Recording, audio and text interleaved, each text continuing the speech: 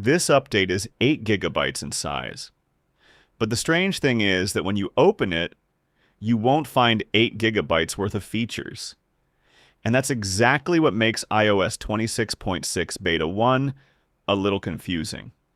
Its size is very large, but from the outside, it's quiet. No new look, no clearly new button, and no huge feature that makes you open your phone and say, yes, this is the update. But under the hood, there are important things you need to know before you even think about installing it. First thing, why is the update this big? If the update appears as 8 gigabytes or more on your phone, that does not mean Apple added 8 gigabytes of new features. What usually happens when you move from a normal version to a beta version is that the iPhone downloads large parts of the system again, almost like a major reinstall of the system instead of a small, regular update. So the large size is normal. But after installation, you won't find that your storage has decreased by the full 8 gigabytes because many files replace older files. Simply, the download is large, but the actual increase in system storage is not the same size. Second thing, are there visible features? The short answer, no. There are almost no strong visible features. So if you're waiting for a new design, a clearly new setting, or a major feature that appears on the screen, this is not that update.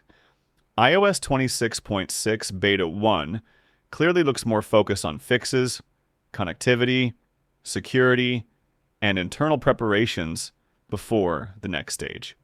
Third important thing, the modem and connectivity update. There is a new modem firmware update. This is the part responsible for the network, calls, signal, and mobile data.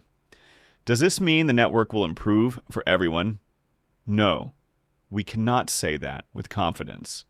But if some people are having signal, connection, or network issues after iOS 26.5, Apple may be trying to fix part of those problems in 26.6. The important point here, do not install the beta specifically for the network unless you have a test device, because the improvement is not guaranteed for every device. Fourth thing, RCS encryption. If you send messages between iPhone and Android using RCS, there's an important point. End-to-end encryption in RCS already started appearing with iOS 26.5 for some users and carriers. But in iOS 26.6 Beta 1, you may find an RCS message marked as encrypted, but it depends on the carrier, the other device, and whether the service is supported on both sides. The feature is expanding gradually, and iOS 26.6 clearly seems to improve how it works for some users. Fifth thing, a new alert for block numbers. iOS 26.6 includes new code that alerts you if you reach the maximum limit of block numbers or block contacts. So, if you have blocked a very large number of contacts and the system reaches the final limit, the iPhone will tell you that you need to remove old numbers from the blocked list before adding a new one. Is this important for everyone? Of course not for everyone, but it is very important for anyone who blocks a lot of spam numbers, advertising calls, or scam numbers.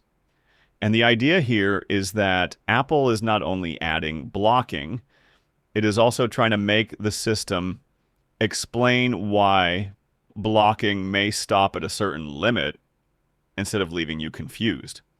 Sixth thing, Apple Maps has internal security work. From technical analysis, an internal protection layer related to Apple Maps appeared called Maps Blast Door. This is not a feature you will see as a button in settings. It is more like an internal security barrier.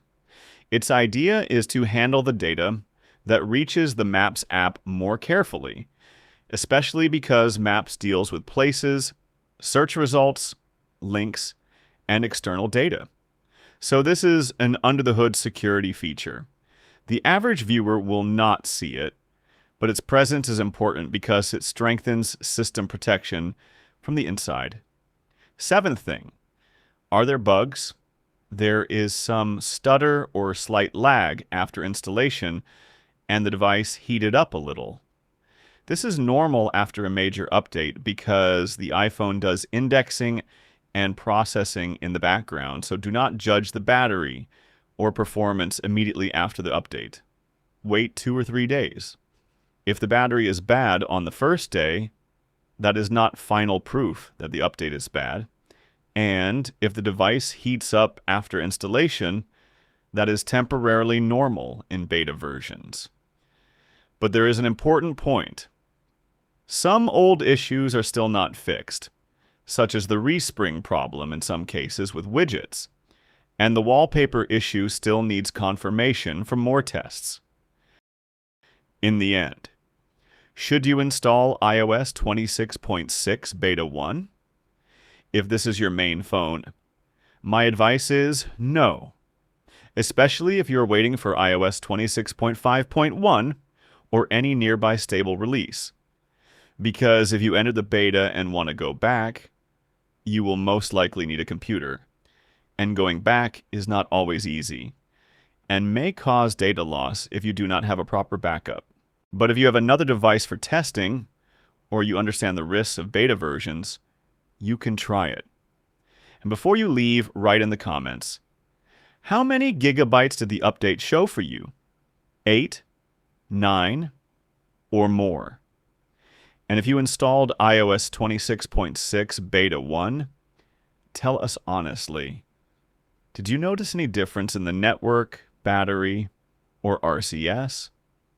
Your comment is very important because people's real experiences reveal the truth faster than any official announcement.